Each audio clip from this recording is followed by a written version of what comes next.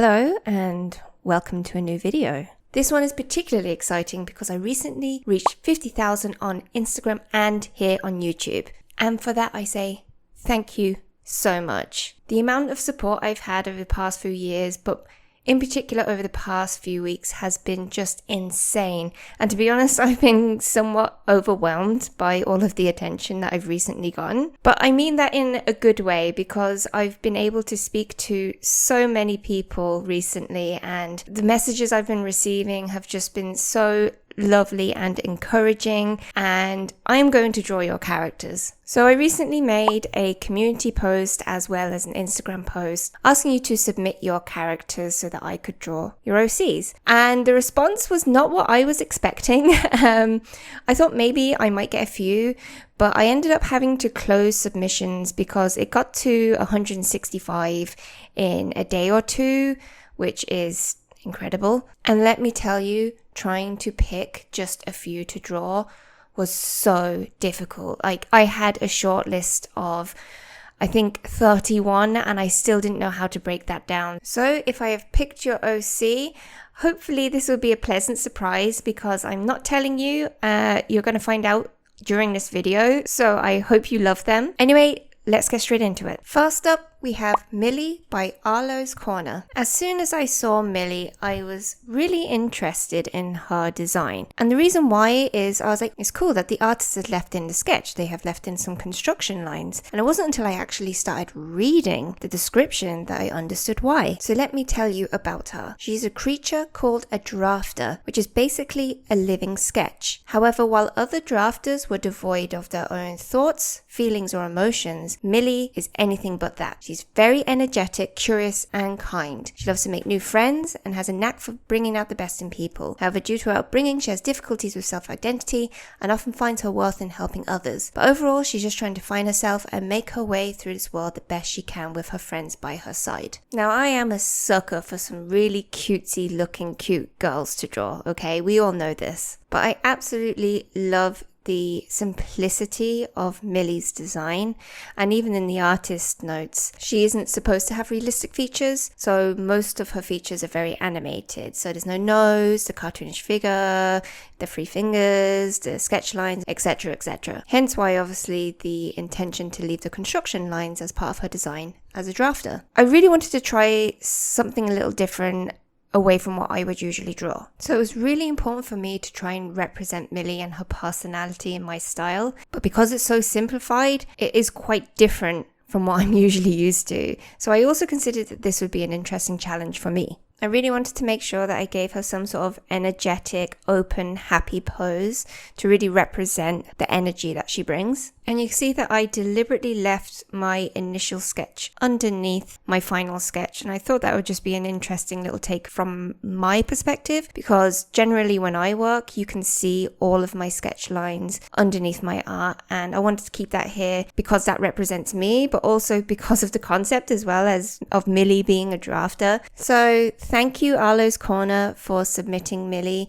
I really enjoyed drawing her. She was so much fun, and I really hope you like her. Next up, we have Orolie by Orolie. Now, I apologize in advance. I'm not sure if your username is Orolie or Orolie, so please correct me in the comments. So when I first opened up this image, my first gut reaction was like, oh wow, she looks like a really cool Final Fantasy character, like some sort of mage or something. And I'm a huge Final Fantasy fan. I have been pretty much all my life.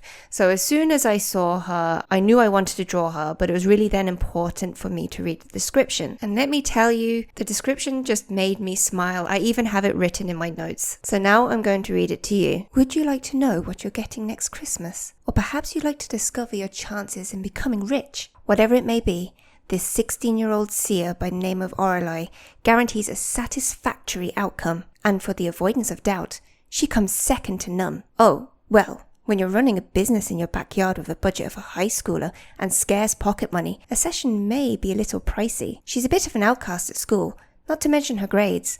But Orolie is determined to live her dream and become the wealthiest and most popular seer in town. So, do you want to relieve all your burning questions and innermost desires? Discounts for those who bring along some snacks. I mean, I read that and I was sold. And that could just be maybe I'm easily bribed with snacks, you know, so I can relate. And when I relate to something, that's the bit that I like to veer into when I'm doing my drawing. I had to draw her with a snack. And obviously it had to be a cupcake. I felt like I had to draw like a little, you know, my precious kind of look when I was doing it. So that's why I went with this particular pose. I mean, this is how I look when I open my fridge. I know this is what all the food sees when I open that door. I'd also like to add, this is the part during my drawing process for the rest of the characters where I had to bring in myself as a reference because hands are so difficult. I mean, at least with Millie, they were very simplified hands and I felt like I could wing it. But in this situation where I was doing a pose where the hands are kind of in the front and you're going to have to look at them, I needed a reference. So here we go. I just really love the color palettes here. I just love green and pink together, and that's what made it so eye-catching for me. And I wanted to make it a little bit more vibrant and stand out a little bit more in my drawing because I love a bit of saturation. I can't help myself. I just love saturated colors, and that's the part of my style that I really wanted to bring to this, is to bring in those extra bounce of colors in my style. So thank you, Orolie, for submitting your character. I really enjoyed reading your description, and I'd really love to know more about your character, how you came up with the design elements for her, because I just love all of the little details that you've put into this. Next up, we have Tegan by Oh No 4930. So at this point during my selection, I realized I'm just going to pick all the female characters. That's just my bread and butter. It's my comfort zone. It's the thing I love to do, but that's also not fair. And I have to stop doing that. It's time to actually grow up and do something about it. So I decided that I was going to pick some male characters.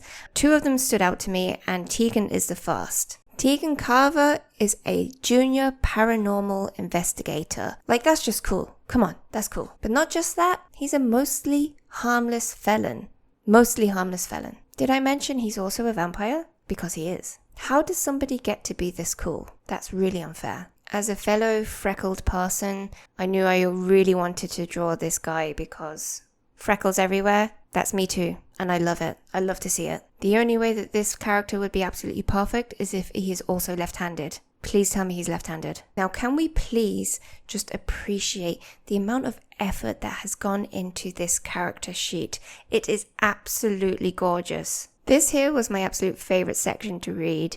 His hair smells like mint, also that's not dye. The felony was a juvenile conviction. He's been nerfed since teen years. He likes to write poetry, that's nice.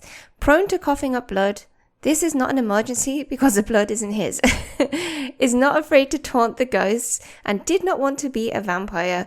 He's also very bad at it. So I just love that.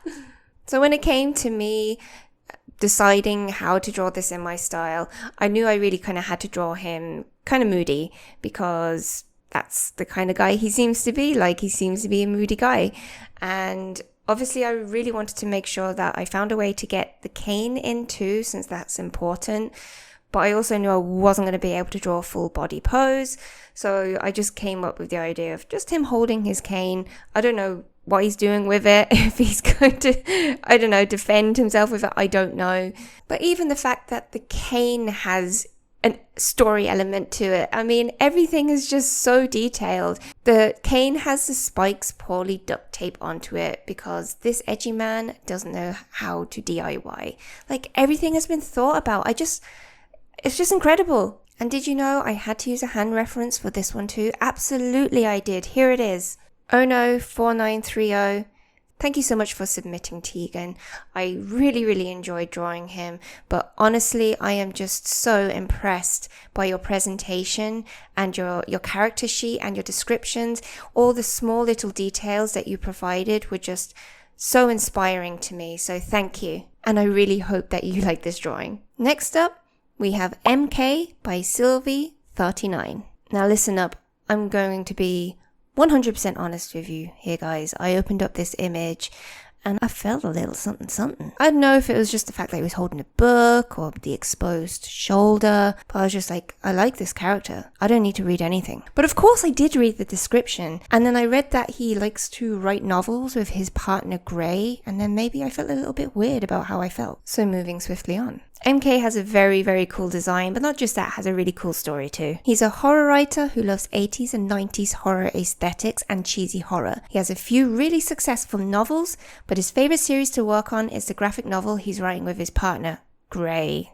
MK has a himbo-like personality and is known to be very friendly and brotherly. Now again, I'm not going to lie, I did not know what himbo meant. So like the geriatric millennial that I am, I went straight to Google, and himbo is a bimbo, but a guy. I swear I haven't been living under a rock, and I have all of the social media, but how have I never encountered this term before? And now that I've learned it, I'm going to use it all the time. I'm sorry. I'd also like to point out that in this description, this artist said, I haven't seen you draw many masculine subjects, so I thought it'd be kind of interesting to see how you draw MK, which I needed this. You recognized it and I needed it, so thank you. So obviously I had to draw MK with a book, but I also wanted to get some sort of like a cheesy smile in there too. And I really wanted to focus on those shoulders and, you know, get a bit of that trap action going. You know, you want a big, strong, muscular neck and shoulders. So that's what I did, but obviously not overboard because I can't draw men. And also that glorious mane, I had to make sure that I got a lot of that in there too. I don't know what he's reading. I didn't actually name the book, but I'm gonna say that he's reading somebody's diary and that's why he looks the way he does right now. Maybe it's the diary of someone who's committed some terrible atrocities and he realizes he could use them for his next novel and that's why he's so happy. Who knows? Imagination doesn't have to have limits. And I've been sitting here thinking about himbos more than is reasonable, and I've been thinking my favorite himbo of all time is Kronk, and it makes sense now. It makes so much sense. Oh hey, did you know that I also used a hand reference for this picture? Oh, you didn't? Well, here it is. Sylvie, thank you so much for submitting MK. He is a very interesting character, and I want to say I was drawn to him not because of his body, but because of his intelligence, but you called him a himbo, so now I'm not even allowed to do that. But in all seriousness, such an interesting character. Look, I really, really enjoyed drawing him. I had so much fun and it kind of took me out of the zone of being worried about drawing a masculine subject because I just really, really enjoyed the personality that I would be able to bring to this character. I just want to say thank you so much to everyone who submitted their OCs. I realize it's an extremely personal, kind of vulnerable thing to do, to describe your OCs and really put it out there because it's a part of you. Like any OC is coming directly from the artist. It's their cherished baby. I know how people feel about their OCs. I have some, but they're not as well developed, or I haven't put as much time into them as I would like, as I know other people have. So to trust me to do this with your own characters is honestly an honor. So thank you so much for submitting them.